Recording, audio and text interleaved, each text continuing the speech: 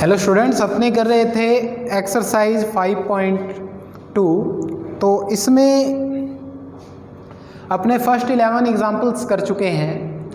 तो देखो, समांतर श्रेणी में अब कुछ क्वेश्चन ऐसे आ जाते हैं भी, वो क्वेश्चन में क्या कहेगा, समांतर श्रेणी में 3 पद हैं, समांतर श्रेणी में 5 पद हैं, समांतर श्रेणी में 4 पद हैं। तो इस प्रकार के जब क्वेश्चन आ जाएं तो अपने को पद मानने कौन से होते हैं। वो क्वेश्चन दे दे भी समांतर श्रेणी में पदों की संख्या 3 है, तो अगर समांतर श्रेणी में पदों की संख्या 3 है तो अपने को कौन कौन से पद मान के चलने होते हैं। प्रथम 3 पद a माइनस डी, a और a प्लस डी, ये 3 पद मान के चलने होते हैं। अगर पदों की संख्या 4 है, अगर वो कह दे किसी समांतर श्रेणी में पदों की संख्या 4 है, तो अपने क्या निकालेंगे, अपने क्या मान के चलेंगे पदों को, a minus 3d, a minus D, a plus D, a plus 3d। इसी प्रकार से अगर 5 हो तो a minus 2d, a minus D, a plus D, a plus 2d। 6 हो तो a minus 5d, a minus 3d, a minus D, a plus D, a plus 3d, a plus 5d। तो देखिए, अपने जो क्वेश्चन है इसमें अपने जो क्वेश्चन आएंगे वो पदों की संख्या 3 और 4 वाले हैं। ठीक है, तो अपने को ये दोनों ध्यान में रखने हैं। अगर वो कहे पदों की संख्या 3 है तो अपने को लेना है a माइनस डी, a और a प्लस डी। अगर वो कहे पदों की संख्या 4 है तो क्या लेना है, a minus 3d, a minus D, a plus D और a प्लस 3d। इस टाइप से अपने को ये मान के चलने हैं। ओके स्टूडेंट्स, तो बड़े ही ध्यान से इनको याद रखना है। ठीक है, अच्छे से याद रखें। 3 पदों की संख्या 3 है और 4 है, और कौन कौन से पद अपने को मानने हैं। अब इसी पे आधारित अपने एक उदाहरण करते हैं, उदाहरण नंबर 12। ठीक है, उदाहरण नंबर 12 करते हैं।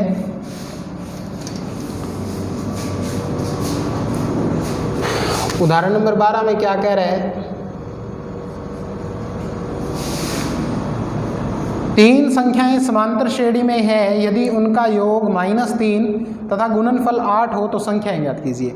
अब वो क्या कह रहे हैं, 3 संख्याएं समांतर श्रेणी में है, तो माना 3 संख्याएं, कौन सी संख्याएं, जो समांतर श्रेणी में हैं। माना 3 संख्याएं, कौन कौन सी मानेंगे जो समांतर श्रेणी में, माना 3 संख्याएं जो समांतर श्रेणी में है। अभी बताया था कौन कौन सी मानेंगे, a माइनस डी, a और a प्लस डी। तो ये 3 संख्याएं हमने मान के चलेंगे, a माइनस डी, a और a प्लस डी। तो अभी क्या कह रहा है आगे वो प्रश्नानुसार, इसमें क्या कह रहा है वो, संख्याओं का योग -3, संख्याओं का योग कितना है, बराबर -3, यानी इन सब का योग कितना, -3। a माइनस डी, a और a प्लस डी बराबर में कितना, -3। तो वो कह रहा है संख्याएं ज्ञात कीजिए। संख्याएं ज्ञात करनी है तो अपने को a और d के मान निकालने पड़ेंगे। तो इनका योग दे रखा है, योग का मतलब बीच में प्लस का साइन है, इन तीनों के बीच में कितना दे रखा है, -3। तो इनको सॉल्व कर लेते हैं। a कितने a हो गए, 3 a, माइनस का d और प्लस का d कैंसिल, इक्वल में -3। 3 इधर गुणा में, इधर आकर भाग में, 3 है कम 3, यानी माइनस का 1 बच गया, a की वैल्यू -1 आ गई। अब वो आगे क्या कह रहा है, तथा इनका गुणनफल 8 हो, संख्याओं का गुणनफल भी अपने को दे रखा है।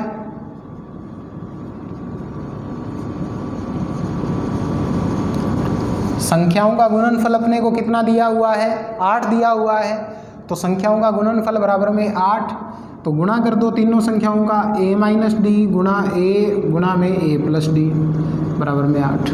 तो इनमें तो फॉर्मूला यूज हो जाएगा, a minus D, a plus D, a square minus D square multiply में a बराबर 8। अब यहाँ पे a का मान रख देते हैं अपने कितना, -1। तो -1 रखा है यहाँ पे, -1 की स्क्वायर डी स्क्वायर, यहाँ पे -1। ठीक है, तो ये बन गया अपने पास -1 की square plus 1 minus D square गुणा में -1 बराबर में 8। अब -1 से अंदर गुणा कर देंगे, -1 का +1 से गुणा किया तो -1, minus minus plus D square, -1 है उधर जाके किसका हो जाएगा, +1 डी स्क्वायर बराबर में 9। अब जैसे ही वर्गमूल करेंगे तो d के 2 मान आएंगे ±3, वर्गमूल करने पर ±3।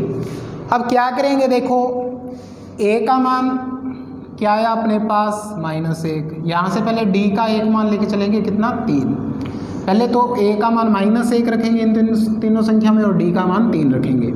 फिर दूसरी बार फिर a का मान -1 और d का मान -3 रखेंगे, क्योंकि d के 2 मान आ रहे हैं तो दोनों बार रखना पड़ेगा, तो अपने रखते हैं।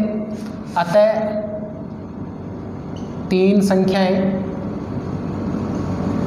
जो समांतर श्रेणी में रखते हैं अपने a - d a + d, तो a का मान -1, d का मान 3, a का मान -1, a का मान -1, d का मान 3। -1 और -3 क्या हो जाएंगे, -4। ये -1, 3 में से 1 गया, कितना बचेगा 2 प्लस का। यहाँ पे 3 संख्याएं निकालेंगे, a - d a + d, a का मान -1, d का मान -3, a का मान -1, d का मान -3, माइनस माइनस ये क्या हो गया प्लस, प्लस माइनस माइनस, ये बच गया, सॉरी यहाँ पे 3 था, 3 में से 1 गया, कितना बचा 2, -1 -1 और -3 -4। तो संख्याएं तो वही हैं, क्रम चेंज हो जाता है क्योंकि प्लस माइनस के कारण, ठीक है। तो अपने संख्याएं कौन कौन सी प्राप्त होगी, -4 -1 और 2। तो इस प्रकार से करना है अपने को, या तो ये संख्याएं लिख सकते हो या ये दोनों। अब दोबारा देखिए एक बार, वो क्या कह रहा था, 3 संख्याएं समांतर श्रेणी में है। कितनी संख्याएं समांतर श्रेणी में है, 3 संख्याएं समांतर श्रेणी में है। तो 3 संख्याएं अपने को कौन सी माननी है, आपको स्टार्टिंग में बताया कौन सी, a - d a और a + d, ठीक है। तो इनका योग दे रखा है, संख्याओं का योग बराबर में -3। तो योग करते हैं, इनका योग जोड़ किया बराबर में -3, d से d कैंसिल हो गया, a कितने हो गए 3a बराबर में -3।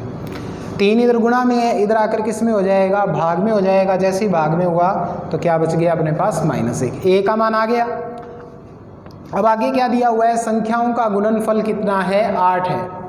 गुणनफल 8 है तो तीनों का गुणा बराबर में 8। तो इसमें तो फॉर्मूला यूज हो गया a - d और a + d में, कौन सा a - b a + b वाला, a² - b²। तो यहाँ पे क्या आ जाएगा, a² - d² गुणा में a का मान अपने निकाल रखा है -1, वो यहाँ पे रख देंगे। जैसे ही रखा -1 की स्क्वायर -d², a का मान -1, -1 की स्क्वायर, -1 को -1 से गुणा किया +1 -d² गुणा में -1, -1 का अंदर गुणा किया, -1 का 1 से गुणा किया -1 माइनस माइनस प्लस d² बराबर 8, -1 है उधर जाके +1 8 और 1 9, d² बराबर में 9। तो जैसे ही इसका वर्गमूल करेंगे तो d बराबर में क्या आएगा, +-3। अब a का मान -1, एक बार d का मान 3 प्लस का रखेंगे अपने यहाँ पे। जैसे ही रखा a की जगह -1, d की जगह 3, -1 d की जगह 3, सोल्व किया तो ये अपने पास बचा। अब दूसरी बार क्या लेके चलेंगे, a का मान -1, d बराबर में कितना -3, वो रखेंगे। संख्याएं दोनों सेम हैं, ठीक है, या तो ये संख्याएं या ये संख्याएं, ठीक है। इस प्रकार से अपने को पदों का चयन करना है। कैसे क्वेश्चन अपने किए, जो कह दे अपने को भी इतनी संख्याएं समांतर श्रेणी में, 3 संख्याएं समांतर श्रेणी में है तो अपने को ये मानना है, 4 अगर है तो वो भी मैंने आपको लिखवा दिया, 5 आए तो भी लिखवा दिया। पर अपने जो क्वेश्चन है वो 3 संख्याओं का या फिर 4 संख्याओं का। 4 संख्याओं वाला जो क्वेश्चन है वो अपने 5.2 के क्वेश्चंस में आएगा, तो वहाँ करेंगे।